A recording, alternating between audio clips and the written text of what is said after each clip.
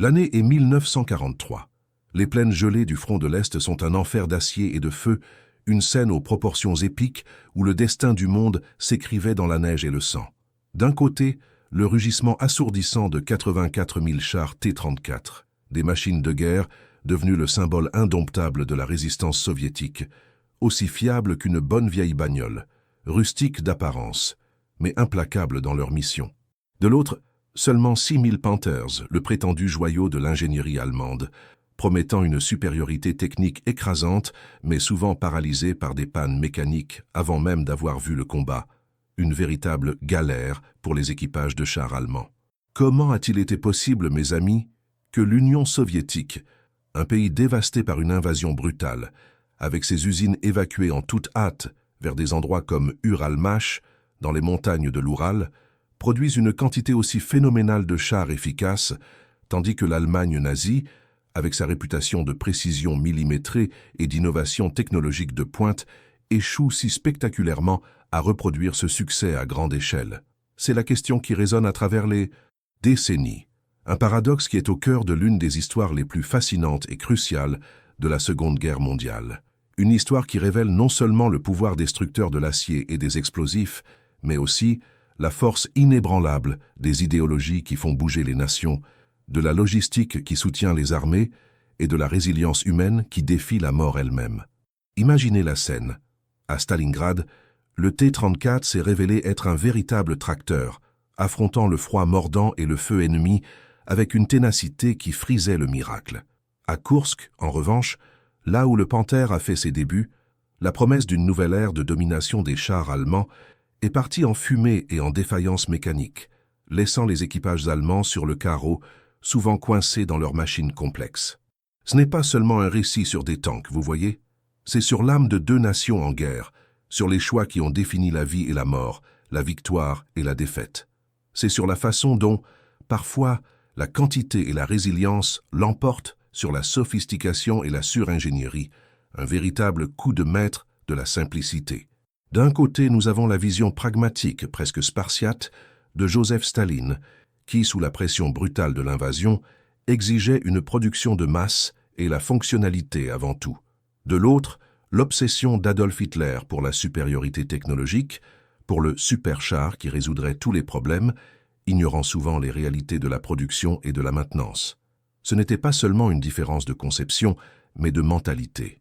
Mikhail Kochkin, l'ingénieur en chef soviétique et principal concepteur du T-34, avait compris la nécessité d'une machine robuste, facile à produire et à entretenir dans des conditions hostiles, un véritable joker pour les équipages de chars soviétiques. Il savait que le champ de bataille ne pardonnait ni le luxe, ni les complexités inutiles. Pendant ce temps, en Allemagne, des génies comme Ferdinand Porsche et Heinrich Knipkamp, malgré tout leur talent et leur capacité d'innovation, étaient des prisonniers d'une culture qui valorisait la perfection et la complexité technique, même si cela signifiait des retards, des coûts exorbitants et au bout du compte une machine qui donnait plus de fil à retordre que de solutions.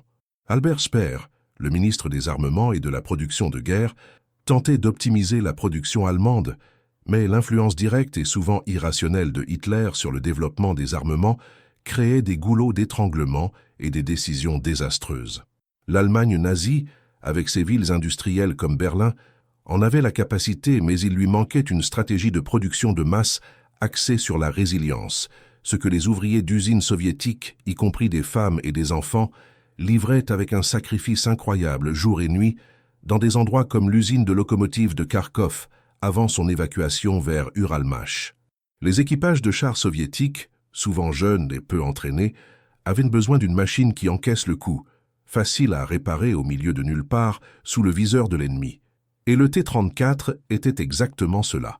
Un char qui pouvait être réparé avec des outils de base et des pièces relativement simples.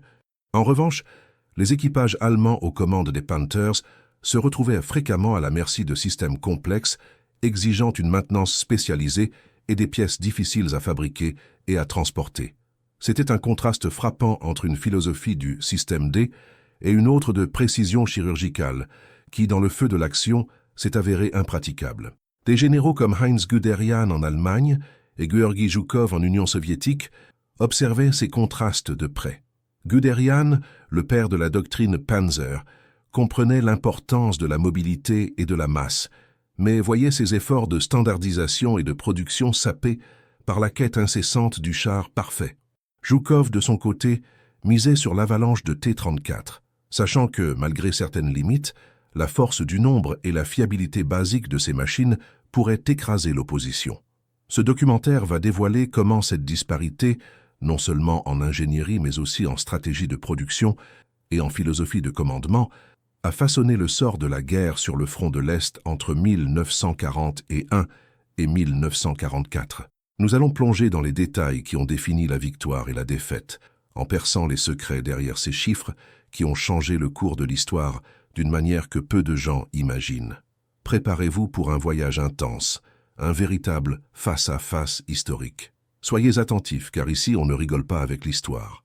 Abonnez-vous maintenant et rejoignez notre légion d'historiens pour vivre le passé comme jamais auparavant, en ressentant chaque rugissement de moteur et chaque éclat de métal. À l'aube de la Seconde Guerre mondiale, avant que le sol gelé du front de l'Est ne révèle la cruauté de la réalité, le monde observait l'Allemagne avec une admiration presque révérencieuse, comme le sommet incontesté de l'ingénierie militaire. C'était une époque où le nom allemand était synonyme de précision, de qualité inébranlable et d'une innovation technologique qui semblait défier les limites du possible. L'aura d'invincibilité qui entourait les forces armées allemandes n'était pas seulement un produit de la propagande. Elle reposait sur une base solide de victoires éclairs et d'équipements qui semblaient fonctionner avec la perfection d'une horloge suisse, mais avec la létalité de la foudre. Les chars Panzer I, 2, 3 et 4, bien qu'ils n'aient peut-être pas été les machines les plus puissantes ou les plus blindées de la planète au début du conflit, étaient sans aucun doute l'incarnation de la Blitzkrieg. Ils n'avaient pas besoin d'être les plus robustes pour être efficaces. Leur force résidait dans une vitesse vertigineuse, une coordination impeccable entre les unités et une efficacité presque chirurgicale avec laquelle ils déchiraient les lignes ennemies. La doctrine de guerre allemande, forgée par des esprits comme celui du général Heinz Guderian, avec son accent implacable sur la manœuvre et la surprise, semblait pour beaucoup d'observateurs militaires absolument imbattable. C'était un balai mortel d'acier et de feu, où chaque mouvement était calculé, chaque avancée irrésistible. La réputation des ingénieurs allemands était légendaire. Dans des villes industrielles comme Berlin et d'autres centres de production, au sein des bureaux d'études, chaque pièce d'équipement était conçue avec une méticulosité presque obsessionnelle. Des moteurs complexes aux systèmes de visée et aux suspensions, tout était projeté, testé et amélioré, avec une attention aux détails qui frisait la perfection. Cette quête incessante de l'excellence technique a créé une aura de supériorité technologique, la conviction que la qualité intrinsèque de l'armement allemand surmonterait toute adversité. On croyait qu'avec l'ingénierie allemande, aucun défi ne serait trop grand. Un dogme qui, malheureusement pour le Troisième Reich, allait être brutalement confronté à la réalité brute de la guerre à grande échelle. Les victoires écrasantes en Pologne et en France, tombées en quelques semaines, et les premiers mois d'avancée fulgurante de la campagne soviétique n'ont fait que renforcer cette perception de supériorité incontestable. Les Panzer III et IV, avec leur tactique de combat combiné, où l'infanterie, l'artillerie et les chars opéraient en parfaite symbiose, et leurs radios avancées permettant une communication et une coordination sans précédent sur le champ de bataille, semblaient balayer toute opposition avec une facilité déconcertante. Les équipages allemands étaient formés pour manœuvrer ces machines complexes avec précision, tirant le meilleur parti de leur technologie. C'était comme s'ils jouaient dans une autre ligue, une équipe championne qui ne laissait aucune chance à ses adversaires. Dans ce scénario de triomphes successifs, la voix d'Adolf Hitler faisait écho à la croyance que l'Allemagne détenait la clé de la victoire grâce à une technologie supérieure. On croyait fermement que la supériorité qualitative des armements allemands suffirait amplement à compenser tout désavantage numérique ou obstacle logistique. C'était un dogme profondément ancré dans la mentalité militaire et politique allemande, un optimisme aveugle qui ignorait les avertissements de certains ingénieurs et stratèges sur les dangers de la suringénierie et de la complexité excessive. Pourtant, cette foi inébranlable était sur le point de se heurter à une force industrielle et humaine d'une ampleur que même l'ingénierie allemande la plus sophistiquée ne pouvait prévoir ni surpasser. Le front de l'Est, un théâtre aux proportions épiques, allait redéfinir ce que signifiait être efficace sur le champ de bataille. C'est dans ce contexte d'attente grandiose que l'été 1941 explosa de fureur, apportant avec lui une amère réalité et un choc brutal pour les troupes du Reich. L'opération Barbarossa, lancée en juin de cette année-là, n'était pas une simple campagne de plus. C'était la tentative allemande de rayer l'Union soviétique de la carte, un pari risqué par lequel Adolf Hitler rêvait de consolider son empire. Les panzers allemands, jusque-là considérés comme l'avant-garde de la guerre moderne, avaient défilé à travers l'Europe occidentale avec une supériorité incontestable, laissant derrière eux des ruines et des nations subjuguées. Les équipages de chars allemands, gonflés de confiance, s'avançaient sur le front de l'Est en s'attendant à un remake de ce succès foudroyant, une simple promenade de santé. Mais ce qu'ils ont trouvé dans les vastes steppes et les forêts de l'Ukraine soviétique et de la Russie était totalement différent. Un adversaire qui ne boxait pas dans la même catégorie, vous voyez? Le T-34 n'était pas qu'un char, c'était une gifle à l'arrogance technologique allemande. Quand les premiers rapports commencèrent à remonter aux quartiers généraux, l'incrédulité était palpable. Les soldats allemands, habitués à voir leurs obus percer les blindages ennemis comme dans du beurre, se retrouvaient soudain face à une machine de guerre qui semblait invulnérable.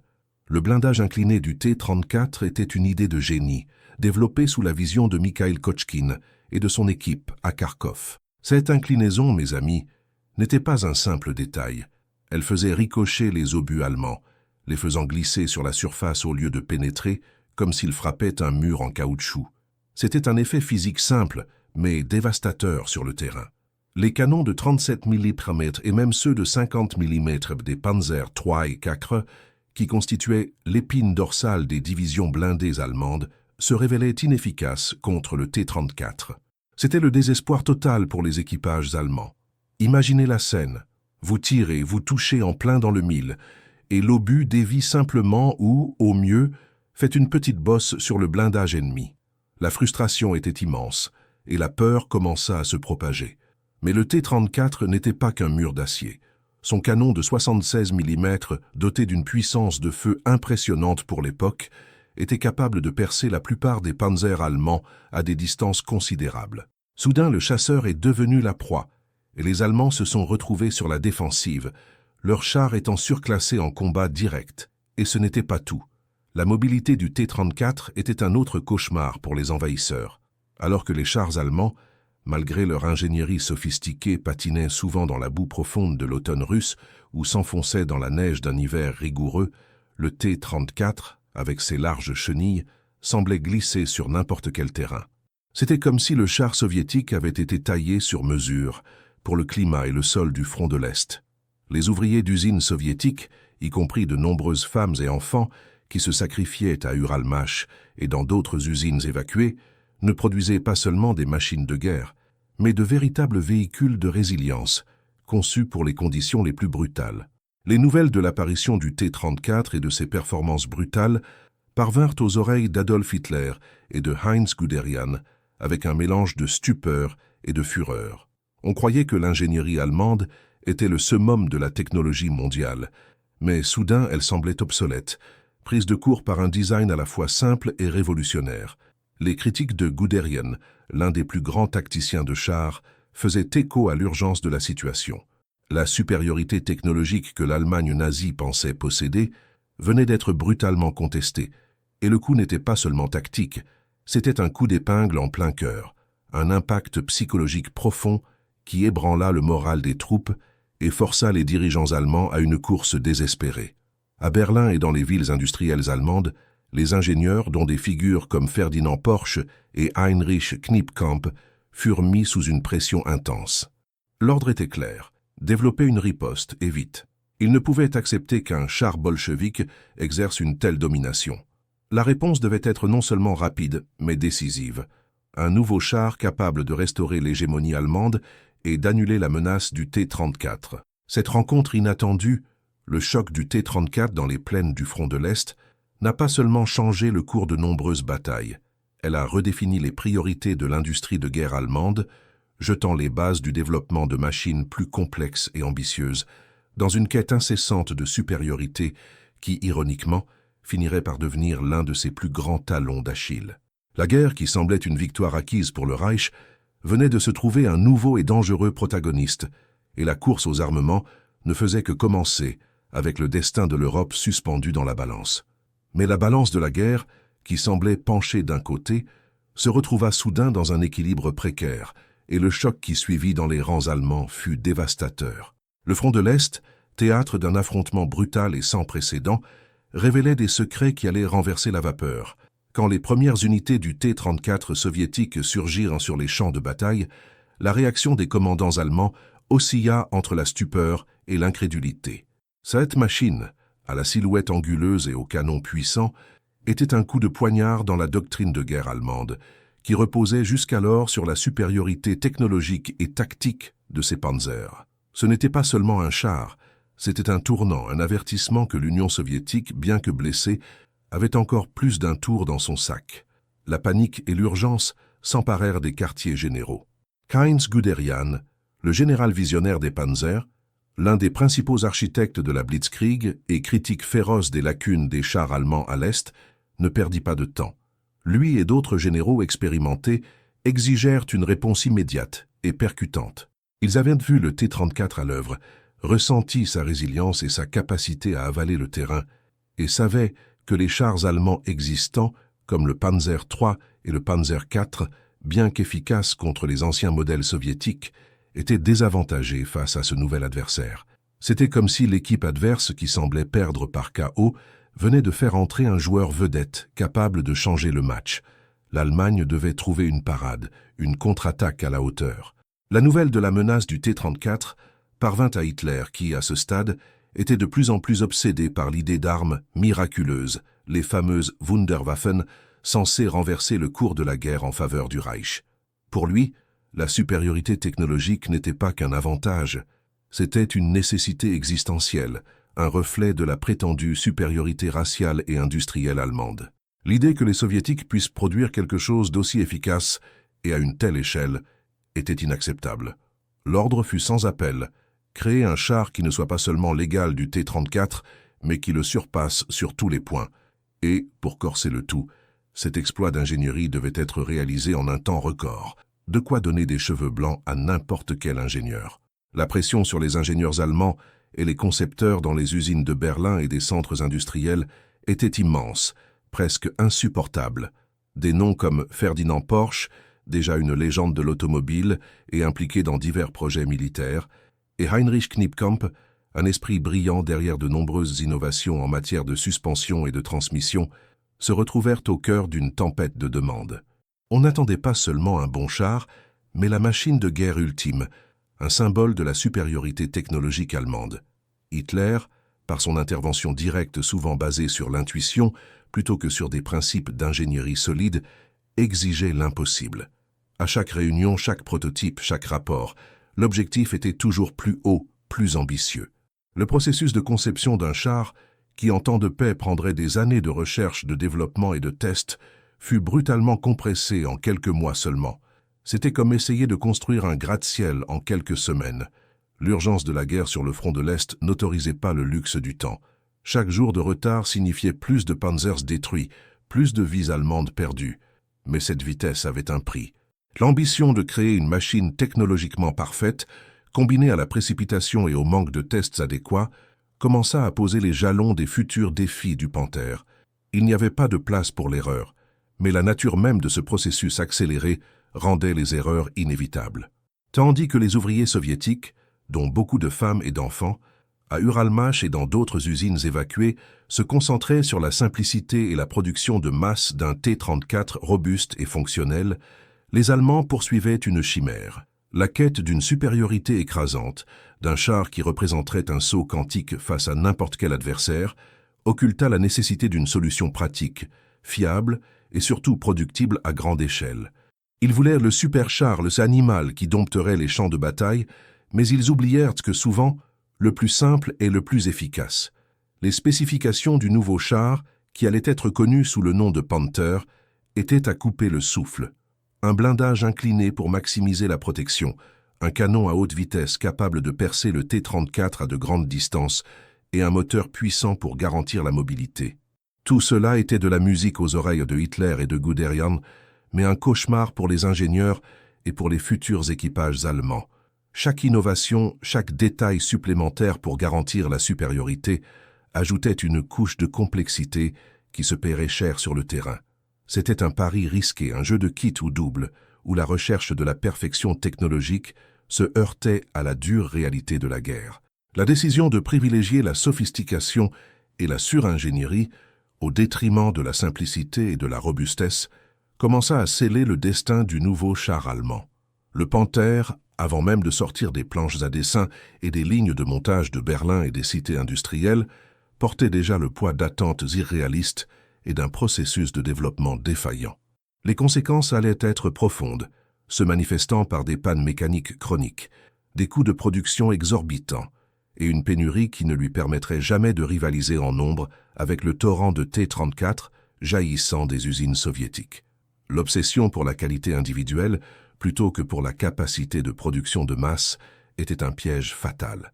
L'Allemagne était sur le point de découvrir qu'à la guerre, le plus complexe n'est pas toujours le meilleur, et que la résilience et la quantité peuvent en effet surpasser la sophistication. L'obscurité qui s'est abattue sur le front de l'Est après l'invasion allemande de 1941 a révélé à Berlin et aux cités industrielles une vérité dérangeante. L'armée rouge, avec ses T-34, n'était pas l'épouvantail qu'ils imaginaient, mais un adversaire doté d'une machine de guerre étonnamment efficace. Et oui, la Blitzkrieg, qui avait balayé l'Europe de l'Ouest, a trouvé un obstacle de taille en URSS, et cet obstacle était en grande partie monté sur des chenilles d'acier. Le choc fut bien réel. Les ingénieurs allemands, habitués à la supériorité technologique de leur premier Panzer, virent leurs chars les plus légers se faire trouer par le blindage incliné et le canon de 76 mm du T-34. Il ne fallut pas longtemps pour que des exemplaires capturés soient étudiés à la loupe comme pour dire « Attendez, qu'est-ce qu'ils fabriquent, ces gars-là » L'admiration était sincère, mais la réponse allemande n'allait pas être une simple copie. Ah ça non.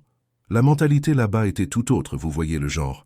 Alors que Mikhail Kochkine, là-bas à Kharkov, avait conçu le T-34 selon une philosophie de résilience et de simplicité pour la production de masse, l'Allemagne, sous l'influence directe de Hitler et de sa fixation sur les Wunderwaffen, les armes miracles, allait opter pour un chemin bien différent, une sorte de suringénierie frisant l'obsession. Le topo était le suivant. Il ne voulait pas seulement un bon char. Il voulait le meilleur char du monde, un point c'est tout, quelque chose qui prouverait la suprématie technologique allemande. C'est ainsi que commença la saga du Panther, officiellement le Panzerkampfwagen Vieh Panther. Le développement du Panther fut une course contre la montre, poussée par le besoin urgent de surpasser le T-34. Les ingénieurs allemands disséquèrent les T-34 capturés, observant chaque détail du blindage incliné qui augmentait la protection effective contre les projectiles et la puissance brute de son canon. Mais, au lieu d'adopter la simplicité robuste qui permettait aux ouvriers soviétiques, y compris aux femmes et aux enfants du Ralmach, de produire des milliers de T-34, les Allemands choisirent la voie de la complexité. La philosophie était claire, créer un monstre technologique, un véritable bijou d'ingénierie capable de dominer n'importe quel champ de bataille. C'était comme une équipe de foot qui veut gagner à tout prix, mais qui, au lieu de travailler les passes de base et le marquage, n'investit que dans des gris-gris incroyables et des stars hors de prix, en oubliant les fondamentaux. Le Panther fut conçu avec un canon Keweka 42L70 de 75 mm à haute vitesse, doté d'un pouvoir de pénétration effarant, capable de percer n'importe quel blindage allié de l'époque. Le blindage frontal était épais et incliné, inspiré du T-34, mais encore plus lourd, donnant au char une protection frontale quasi impénétrable. Jusque-là, tout semblait être un modèle d'efficacité. Pourtant, cette quête de perfection avait un prix, et il était salé. Le moteur Maybach HL230 P30, un V12 à essence, était puissant mais aussi complexe, assoiffé de carburant et sujet aux surchauffes et aux pannes, surtout sous le stress des opérations sur le front de l'Est. C'était un moteur exigeant une maintenance constante et méticuleuse, ce que les équipages allemands allaient découvrir comme étant un défi herculéen dans l'enfer de la guerre. La suspension, elle, était un chapitre à part dans l'histoire de la suringénierie allemande. Heinrich Knipkamp, ingénieur brillant responsable de nombreuses innovations, conçut pour le Panther un système de barres de torsion à roues, imbriquées et décalées, Schachtel-Laufwerk. Cette suspension, avec ses grandes roues superposées dans un agencement complexe, offrait une qualité de roulement excellente, procurant une stabilité et une précision de tir en mouvement que peu de chars pouvaient égaler. C'était un système qui, sur le papier et lors des tests contrôlés, paraissait parfait. Mais la réalité du front de l'Est était bien différente des terrains d'essai de Berlin. Cette suspension était un véritable cauchemar logistique. Extrêmement complexe à fabriquer, elle exigeait des tolérances serrées et de nombreux composants usinés avec précision. En termes de maintenance, c'était une vraie galère. Pour remplacer une roue interne endommagée, il fallait souvent démonter plusieurs roues externes, un processus long et épuisant qui ne collait pas au rythme effréné de la guerre. De plus, la boue et la neige russe, qui s'accumulaient entre les roues imbriquées, gelaient et bloquaient le système, immobilisant les chars. Tandis que les équipages soviétiques, avec leur T-34 à suspension Christie plus simple, pouvaient faire des réparations rapides et retourner au combat, les équipages allemands se retrouvaient coincés dans un cercle vicieux de pannes et de maintenance interminables. L'influence d'Adolf Hitler sur la prise de décision était palpable. Il exigeait que le Panther intègre toutes les caractéristiques qu'il jugeait essentielles à la victoire, ignorant souvent les inquiétudes des ingénieurs plus pragmatiques, et même des généraux comme Guderian, qui comprenaient l'importance de la fiabilité et de la production de masse. Pour Hitler, la supériorité technologique était une fin en soi, une preuve du génie allemand, et la complexité était vue comme un signe de progrès, non comme un fardeau. Albert Speer tentait de concilier les ambitions technologiques avec les réalités de la production, mais le dernier mot de Hitler l'emportait souvent, menant à des conceptions qui étaient des merveilles d'ingénierie, mais des cauchemars logistiques. Ce choix, ce pari sur la suringénierie et la quête incessante de la perfection au détriment de la simplicité et de la robustesse allait semer les graines de ses propres problèmes. Les pannes mécaniques seraient une constante, la production de masse un défi insurmontable, et la fiabilité, un luxe que l'Allemagne ne pouvait s'offrir dans le feu de l'action. Le Panther, qui devait être la fierté de l'ingénierie allemande, finirait par devenir aussi le symbole de ses limites. Un char qui, bien que redoutable sur le terrain, serait constamment assailli par des défauts le mettant hors de combat avant même d'avoir croisé l'ennemi. Les débuts du Panther à Koursk, théâtre de la plus grande bataille de chars de l'histoire, seraient un test de feu qui exposerait impitoyablement ses fragilités. Mais tandis que les ingénieurs allemands se débattaient avec la complexité de leurs machines et que les débuts du Panther à Koursk exposaient cruellement ses faiblesses, de l'autre côté du front de l'Est, l'Union soviétique avait déjà basculé vers une philosophie de guerre totalement différente, une philosophie qui ne misait pas sur une perfection inatteignable, mais sur la résilience et la force du collectif. En contraste total avec l'obsession allemande pour la supériorité technologique et la suringénierie, l'URSS a adopté pour le T-34 une approche radicalement distincte. Simplicité, robustesse et une capacité de production de masse foudroyante. Le but n'était pas de créer le char le plus sophistiqué du monde, mais le char le plus efficace, pouvant être produit par milliers, un véritable outil à tout faire, capable d'encaisser les coups et d'être réparé même au milieu des bois, avec un minimum de ressources. Mikhail Kochkin, l'ingénieur en chef visionnaire derrière le T-34, était le gars qui avait pigé ce que la guerre moderne exigeait vraiment. Il avait compris qu'il ne suffisait pas d'avoir des chars efficaces. Il était crucial d'avoir des chars pouvant être fabriqués en nombre gigantesque et, plus important encore, entretenus par des équipages qui, souvent, n'avaient qu'un entraînement limité, ces guerriers du front de l'Est qui apprenaient sur le tas. Kochkin et son équipe d'ingénieurs soviétiques, sous la pression implacable de Staline et la menace existentielle de l'invasion nazie, ont conçu le T-34 avec un minimum de pièces complexes. Tout était pensé pour être direct, sans chichi. Les composants interchangeables étaient la règle, ce qui facilitait énormément la maintenance et les réparations sur le champ de bataille, permettant aux équipages soviétiques, avec guère plus qu'une pince et un tournevis, de régler les problèmes les plus courants. Le processus de fabrication du T-34 était un chapitre à part de cette philosophie. Il fut simplifié à l'extrême, conçu pour que les ouvriers soviétiques, dont beaucoup de femmes et d'enfants, puissent assurer la production. Nul besoin d'être un expert en métallurgie ou un ingénieur de renom pour assembler un T-34. Il suffisait de volonté et de suivre les étapes. Cette simplification de la ligne de montage fut essentielle pour tenir le rythme frénétique imposé par la guerre. Alors qu'à Berlin et dans les villes industrielles allemandes, les usines de Porsche et les équipes de Knipkamp se débattaient avec la pénurie de main-d'œuvre qualifiée et la complexité de chaque panthère, les Soviétiques transformaient l'adversité en avantage, mobilisant une nation entière vers un objectif commun. C'était un véritable effort collectif, industriel, où chaque boulon, chaque soudure représentait la lutte pour la survie. Le moteur diesel V2 du T-34, un véritable coup de maître, était le cœur de cette machine de guerre. Bien que puissant et fiable, il était plus simple à produire et, point crucial, moins sujet aux incendies que les moteurs à essence allemands, qui transformaient souvent un Panther avarié en véritable barbecue pour son équipage. Cette caractéristique représentait déjà un avantage de taille, augmentant la résilience du char et la sécurité de ses occupants.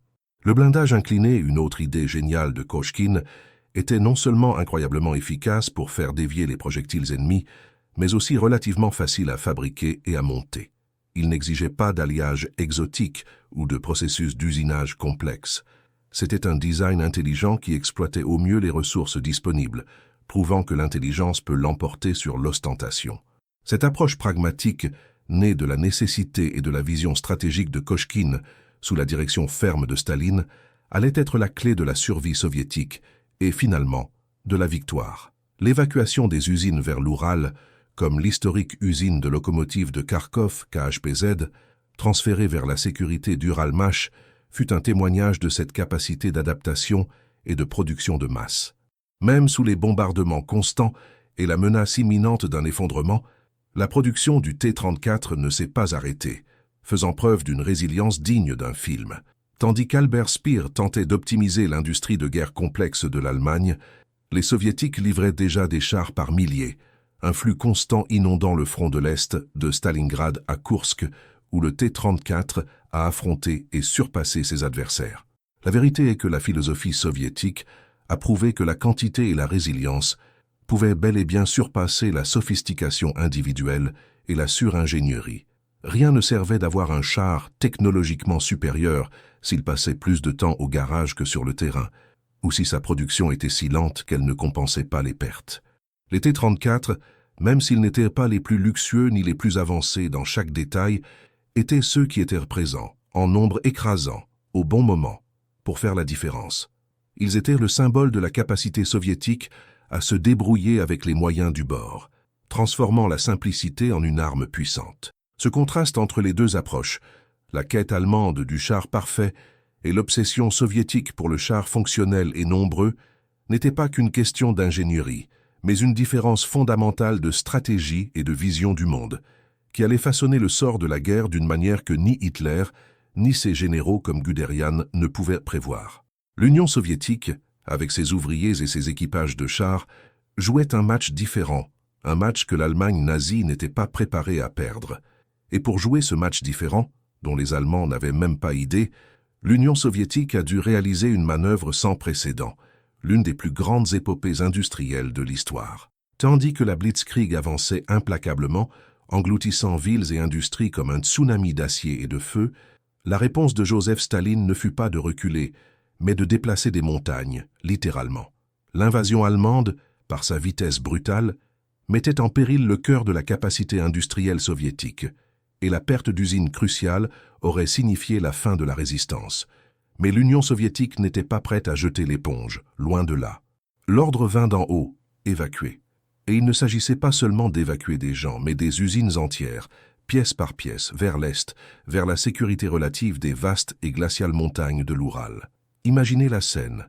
L'usine de locomotives de Kharkov, KHPZ, en Ukraine soviétique, berceau du T-34, se retrouva soudain démontée.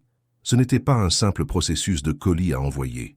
C'étaient des machines gigantesques, des lignes de montage complexes, des stocks de matières premières, le tout chargé dans des milliers de wagons de train dans une course contre la montre et contre l'avancée des troupes allemandes. La logistique était à devenir fou, un véritable casse-tête en mouvement, mais la nécessité est la mère de l'invention, ou plutôt de l'improvisation à une échelle monumentale. Il ne s'agissait pas seulement de machines. Avec les engrenages et le fer, des millions d'ouvriers soviétiques firent le voyage. Hommes, femmes et même enfants, emportant leurs maigres possessions, entassés dans des wagons de marchandises, affrontant le froid mordant et l'incertitude de l'inconnu. Ces gens, dotés d'un esprit de sacrifice émouvant, étaient prêts à tout. Ils savaient que l'avenir de l'Union soviétique, la survie même de leur famille, dépendait de leur capacité à repartir de zéro, à mettre la main à la pâte, à nouveau, peu importe l'endroit. C'était une migration forcée, certes, mais aussi une preuve de résilience inégalée. En arrivant dans des endroits comme Uralmash, le décor n'était pas celui de grandes installations prêtes à l'emploi. Bien au contraire.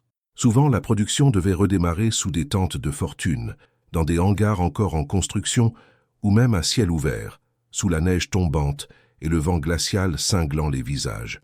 Les conditions étaient inhumaines. La nourriture était rare, le sommeil un luxe et la fatigue constante. Mais la ligne de montage ne pouvait s'arrêter. Le T-34, conçu par Kochkine, était l'épine dorsale de l'armée soviétique, et chaque unité non produite représentait un risque de plus pour les soldats sur le front de l'Est. Les ouvriers travaillaient selon des rotations implacables, épuisés mais portés par une ferveur patriotique frisant le fanatisme. Ce n'était pas seulement la peur de la sanction, c'était la conviction qu'ils se battaient pour la patrie, pour les leurs. Femmes et enfants occupèrent des rôles auparavant réservés aux hommes, montrant une capacité d'adaptation et un esprit touche-à-tout inspirant. Ils soudaient, assemblaient, martelaient, les mains calleuses et le cœur plein d'espoir et de détermination. Ils étaient les véritables héros derrière les lignes de production, garantissant que les équipages de chars disposent de l'équipement nécessaire pour affronter les panzers allemands.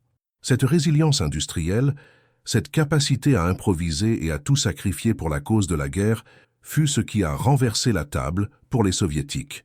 Alors que l'Allemagne nazie, sous l'influence de Hitler et de ses ingénieurs comme Porsche et Knipkamp, se focalisait sur la complexité et la supériorité technologique, souvent au détriment du côté pratique et de la fiabilité, l'Union soviétique faisait dans le basique, mais en faisait beaucoup et le faisait bien. Le slogan était « simple, robuste et en grande quantité ». Et cette simplicité qui permettait la production de masse même dans les conditions les plus rudes fut le coup de génie. C'était la touche soviétique pour gagner la guerre, adaptée à la réalité brutale du conflit. Chaque T-34 qui sortait des lignes de montage d'Uralmash était un témoignage de cette volonté inébranlable, un symbole de la capacité d'un peuple à renaître de ses cendres. Il n'avait pas de temps pour la suringénierie ou la quête de perfection d'un panthère qui, comme on le sait, apporterait plus de problèmes que de solutions aux équipages allemands. Ce qu'ils avaient, c'était l'urgence, la résilience et la détermination de vaincre. Et cette production continue, même au milieu du chaos et de la destruction, fut fondamentale pour alimenter le front de l'Est en équipements vitaux, changeant le cours de la guerre et ouvrant la voie à des victoires cruciales à Stalingrad et Koursk, où le T-34 prouverait sa valeur à maintes reprises. Tandis que le T-34 forgeait sa légende à l'Est, renversant la vapeur et ouvrant la voie aux victoires cruciales, de l'autre côté de la tranchée, l'Allemagne nazie se débattait avec une réalité bien différente, ses rêves de supériorité technologique se brisant contre les murs de la production de masse et de la logistique de guerre. L'Union soviétique, sous la direction de Staline et le génie pragmatique de Kochkine, avait appris la leçon de la simplicité et de la résilience. En revanche, l'Allemagne, influencée par les ambitions et parfois la mégalomanie de Hitler, s'engageait sur une voie privilégiant la complexité et la quête incessante de la perfection, quitte à se prendre les pieds dans le tapis. Les défis de la production allemande étaient en grande partie auto-infligés. L'obsession pour des designs complexes, la recherche d'une machine de guerre impeccable dans chaque détail, signifiait que la fabrication de chars comme le Panther était intrinsèquement lente, coûteuse et souvent excessivement compliquée.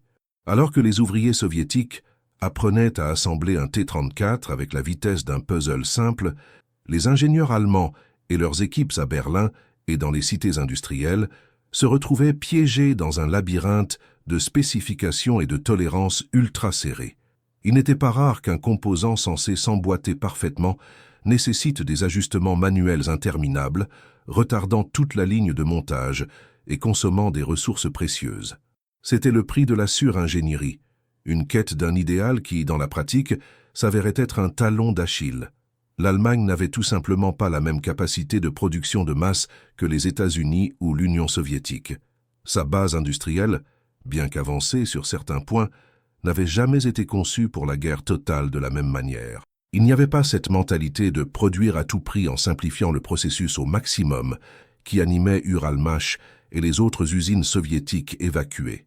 La philosophie allemande était davantage tournée vers la qualité artisanale, vers une précision qui frisait l'art. C'était parfait pour des voitures de luxe ou des machines industrielles spécialisées, mais c'était un désastre lorsqu'il s'agissait d'équiper une armée ayant besoin de dizaines de milliers de véhicules robustes et faciles à entretenir. La différence était flagrante.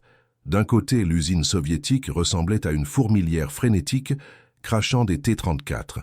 De l'autre, les usines allemandes, bien qu'impressionnantes, semblaient fonctionner à un rythme plus cadencé, comme si elles fabriquaient des bijoux et non des outils de guerre.